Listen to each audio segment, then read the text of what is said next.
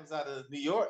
He's demanding trade too. Man, everybody crying, man. Everybody pulling the AB, man. Everybody want to cry. Mike, behave. Nah, let him. I mean, shit. I mean, it's, you know how. You know he misbehaving. That's all. I mean, you know. But real talk, lead us in, Dre. Wherever you want to start, just throw a dart at the wall. I guess we can talk about. Since Mike already put it out there, we can talk about the two stars that are demanded trades and Jalen Ramsey and Jamal Adams. Man, I mean, how do y'all feel about it? Because see, I don't really have to say anything because y'all already know where I'm gonna go. So how do y'all feel? We know you about Mr. Get that bread. We already know what you ain't got to say. Ain't no need for me to. Matter of fact, I'm just gonna take a break right here because I'm not even gonna repeat myself. So I'm gonna let y'all go. Well, we know you, Dre. You gonna say go ahead and get your bag and all that. And you know what?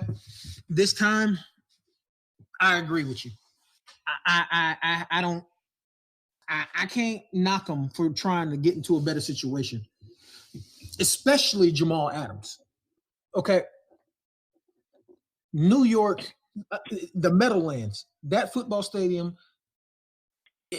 Careers go to die in New York. Let's just be real. Anybody of talent up in New York that you can name off the top of your head, besides Saquon Barkley? Don't worry, I'll wait. I mean, Le'Veon Bell's there. I mean, he accounts for something, right? And how did Le'Veon work out last? What was it? 2 days ago? He was the only person that got any positive yards. I think he had like 120 yards from scrimmage. So I think that was the only positive. Like, but you saw at the end of the game that he looked like he was about to cry because I think he realized he made a mistake going to the Jets. So I mean, man, that man. Look, I'm all for players getting their money, man. But one thing you gotta keep in mind as a player is that you never want to piss off GMs. Right. That's something that you never want to do. You don't want to piss off GMs. I'm all good for players. I'm all for players getting their money. I have no problem with it. I have no problem with Miss Thing looking for some money. I have no problem with Miss Thing going to a better team. I have no problem with that. I still think he's one of the best players and best corners in the league. I have no problem with that. But it is a way to go about things. Deion Sanders was probably one of the most flamboyant, trash-talking corners of all time. Players of all time. He talked plenty of trash. But when it came down to that money, he respected the GM and he respected authority. Granted that we did not treat him. We did not treat him with the proper respect that he was due. But once again, I say this. There's one thing about the NFL, and we see this with Colin Kaepernick. You don't want to piss off these GMs because your ass will never see the field ever again. And that's where I have a problem with guys like AB and Jalen Ramsey. All right? That's why I have a problem with. Get your bag. Get your money, bro. Get it. I'm not hating. I want that money.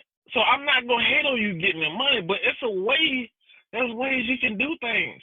Julio Jones is doing exactly that, bro. You don't have to run your fucking mouth every time. But see, Mike, that's the problem. You basing everything off of what Julio does and how. No, sir. No,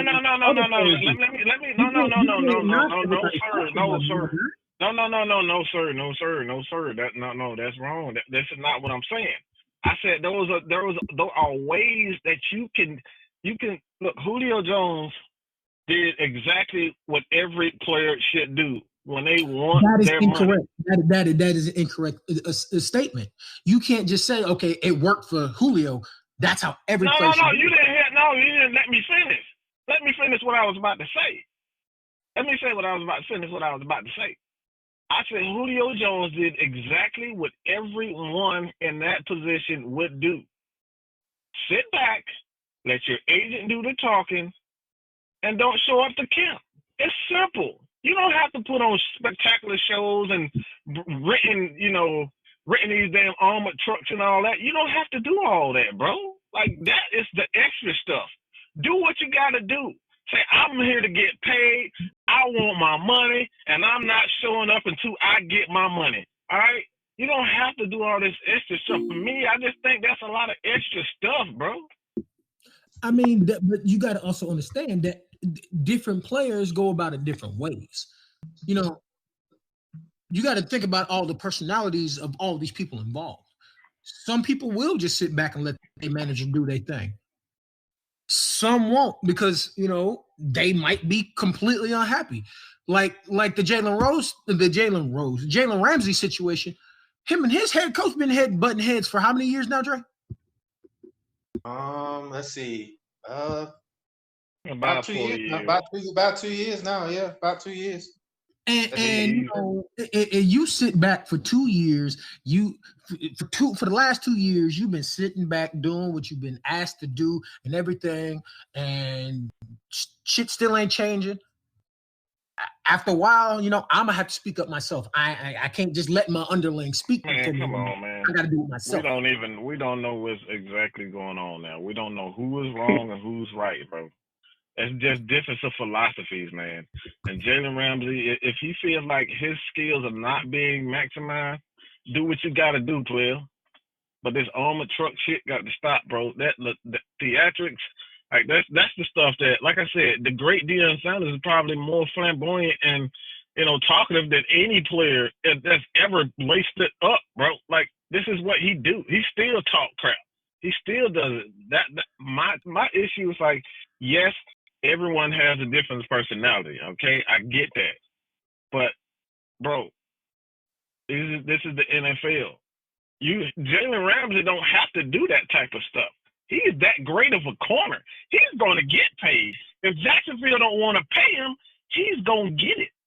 That dude, look, if we didn't have Devin Trufant, I would not be mad if we somehow made some way to go out and give. I wouldn't be mad because he's that good of a player. But when my issue is, like I said before, Colin Kaepernick is a prime example of what I'm saying. Once these GMs and these owners say enough of you, enough of your theatrics, you just have to be careful, man. Before we continue, we do have a call here. We got somebody chiming in. No. Let me say this. Hold on. Is this who I think it is? Caller, you on the air? Who is this? It's DaVonte Hughes from Sports Talk ATL. Hey man, what's going on, man? Welcome to the show, man. How you doing? I'm doing good. How y'all doing? Boy, man. We good, man. We good. I'm kind of glad you checked in. I'm kind of glad you checked in with us, man. We're in the midst of this whole Jalen Ramsey, Jamal Adams, and players demanding trades from teams. So, what are your thoughts on it? Honestly, I'm thinking this begins like you're gonna, at the draft, you're going to get drafted to a bad team. That's the point. The bad teams are going to be at the top, hoping to change their franchise around. So, I kind of understand it in Jalen Ramsey's case. He's been there a while, and nothing changes. But in case of Jamal Adams, it's like you just got there. Like, play better and hope something happens. Like, you can't just get mad on social media and remove everything, causing a fuss. Like, you got a problem. You too grown to be out here just on social media, and go to your head coach, go to your coordinator, and be like, I feel this way. We don't ever hear about that. We always hear about the theatrics. And then Jalen Ramsey out here fighting his coach and arguing with other players. Like, you had a better case of getting traded before that. Like, now they see that, they're wondering, like, oh man, he's a head case. I don't know if you want him. Like, he's a great player, but you got that. Like, what if he does that in my locker room? You got that now, and then you got to pay that player. He's on the verge of getting an extension. So now you're thinking about, I want to pay this headache now. So, a bunch of problems when it comes with that. Yeah, well, I mean, some teams going to be desperate enough, just like they did with Antonio Brown. They were desperate enough to trade for him, and he's got a whole nother set of issues going on. But you know me, you already know my stance on it. I mean, yes, the kind of chill. The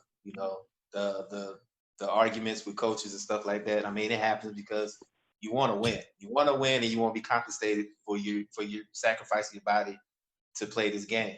So you already know what I'm gonna say. Get your money, and if you feel that you're somewhere that you're not wanted, hey man, demand the trade. I mean, yeah, that's what happened with. I mean, that's what happened with Kawhi. Kawhi wanted out of San Antonio, and guess what? They made the trade. Now, that being said, you get traded, you pretty much putting it in your GM and your owner's hands where they gonna see you, because just because you want to go to a certain team, that don't mean you're gonna go there. Oh man, you could kind of do what Antonio Brown did and try to act like you're crazy, so the team has no choice but to trade you.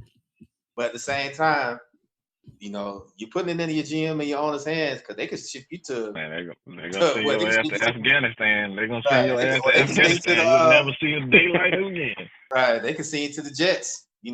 Jets already said that's the place where players go to die. So I mean, but I also, I'm not letting the owners and the GMs off the hook either, because I said it before. They make billions and billions of dollars off the backs of these players, and they're basically, I mean, yeah, you see these $60 million, $70 million contracts, but just imagine how much the owner make every time football season. I'm pretty sure $70 million is a sneeze to guys like Jerry Jones or Arthur Blank. $70 million ain't nothing to them. You know what I'm saying? So I mean, I get where they're coming from. Do they need to take a different approach? Yes and no. But at the same time, you only play this game in your prime for what? Maybe 6 or 7 years of your prime, maybe at the most.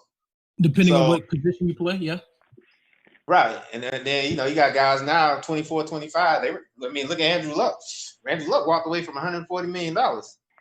So I mean, you just gotta look at it from both. I'm just looking at it from the both sides of the spectrum, that you really gotta have as a player, you only got so many years until you either decline or you face a significant injury and you don't know if you're going to be the same again. So I mean, I kind of agree with what y'all saying, but at the same time, my stance, I'm strictly pro player. Get your money. If you want to go somewhere else, make it happen.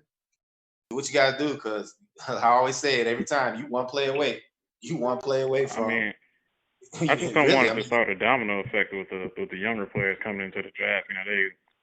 Right. You in the top 5, you're going to go to the Dolphins of all teams. So you can't go there and complain. You got to show that team that you're the player that they hoped they were getting, and be the starter they want. I just don't want it to be like situations like Steve Francis in the NBA, like just NBA situation where I'm mad, I don't want to go there. Like, that's where you're going. Like, you can't choose where you're going. Afterwards, in your free agent, your first contract, then you could choose. But I don't want that situation to keep going. Yeah, I understand that too. I mean, like I said, it's a slippery slope that players are willing to take, because, like I said, they're a brand. Their name is a brand. I mean, they're the names that people want to go see. Like I said, I was telling them. My son's a huge Jalen Ramsey fan, and he's already devastated if Jalen Ramsey leaves Jacksonville. He's already talking about, he don't know if he's going to root for the Jags anymore if Jalen Ramsey leaves. So, I mean, that's what a lot of people go to watch these games for. Like, I go to watch because, even though I'm a Falcons fan, I go because there are certain players that I like to watch, like Julio Jones and Kenal Neal and Debo. I like those guys. Like, specifically, those are my favorite Falcons to watch. So, if you want to go, like, say you go to a team that doesn't have a star, like, are you really gonna go watch the game? Like, people are willing to pay to go see these guys performing at an elite level. Like, that's how it is. So I mean, it's a real slippery slope. I really hope they resolve this, whether he gets traded or not. I really hope this is resolved. But like I said, you can't fault them. You can't fault a player for not feeling wanted. Like, if the coach is in your grill all the time, you're gonna feel some kind of way about it, even if you are a top 5 player at your position and you're doing what you're supposed to do. Because I think he actually did a pretty good job against DeAndre Hopkins. He held the 5 catches for 40 yards. That's pretty damn impressive. Because there's not a lot. There's not a lot of guys, cornerbacks, can say can hold DeAndre Hopkins to 5 catches for 40 yards. So I mean, he's doing his job. But I mean, if the coach is on your grip, if the coach is in your face all the time because of a simple mistake, I understand that. But it's like y'all said, it's a certain way to go about it.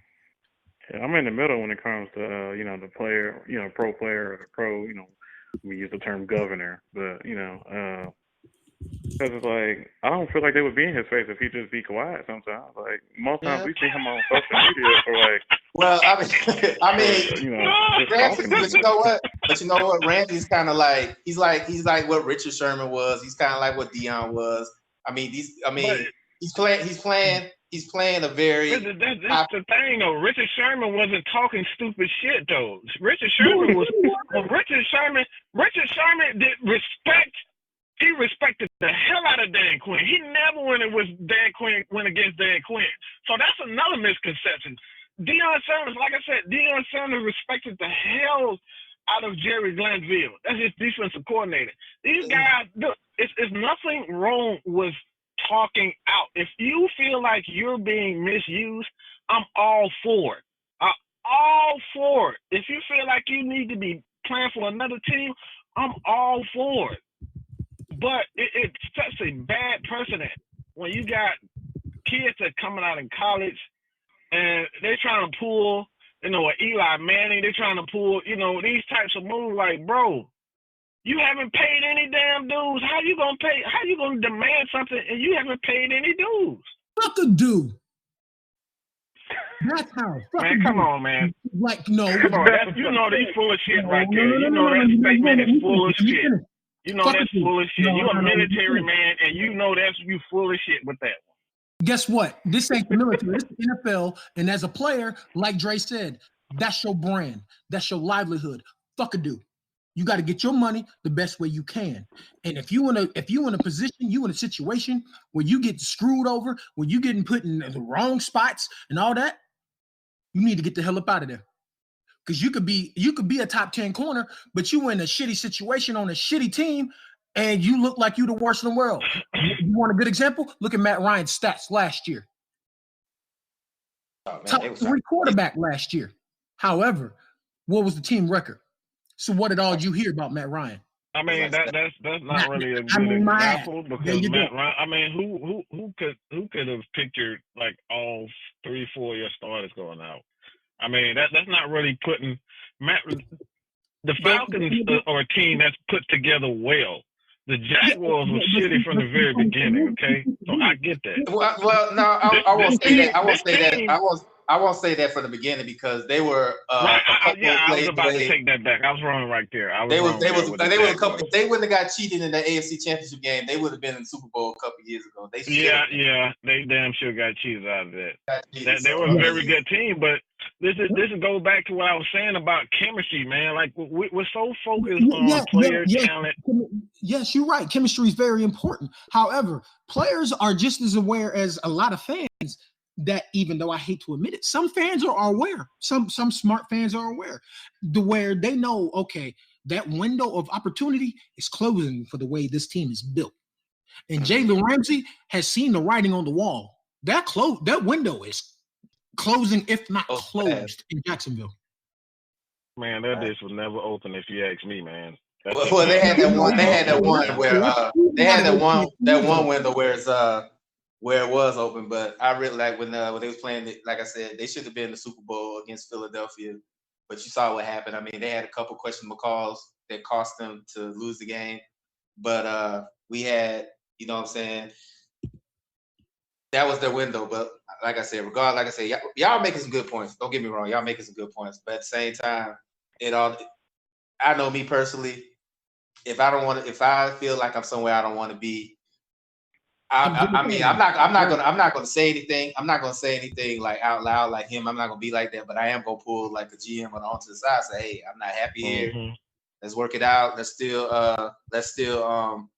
make a trade or something. But like I said, everybody's different. Where Jalen Ramsey is very outspoken. You got guys like I ain't gonna say like Antonio Brown, they act out, but in a hypothetical sense, you got a guy like Julio who might want to demand a trade. I'm just hypothetically speaking. Falcon fans, don't lose your mind.